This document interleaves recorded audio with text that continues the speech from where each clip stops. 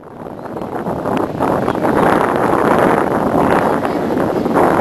wanted to do things we had years and titles for this, so I picked this book, and it's called Hancock Suicide, Chicago, December 1994. So, me and the guys were just taking a break from the construction on the John Hancock. You know, they've been doing construction work there, right?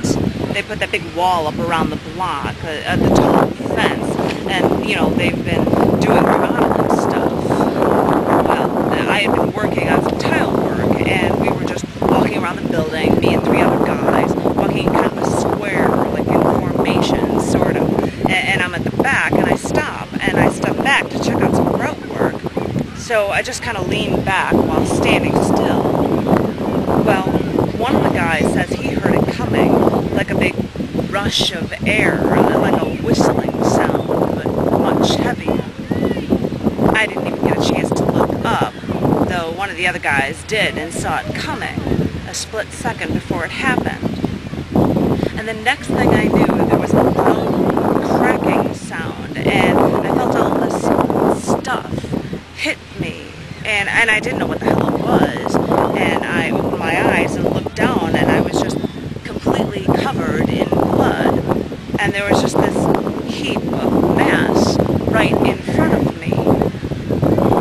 It took a while for me to realize that a woman jumped and hit the fence. Her head and spinal cord were still stuck on the fence, and the rest of her was just this big red pile right in front of me.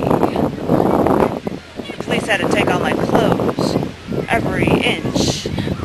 They said she broke through the glass at the 50th floor, and I don't know how. The glass is supposed to be bulletproof or something, and you know, that's just one fact. I also noticed that she was, you know, she covered, this was the odd part, she actually covered her head with pantyhose in an effort to stop her face falling apart, to keep her face together. Funny, she was so willing to die, but she wanted to keep her face intact.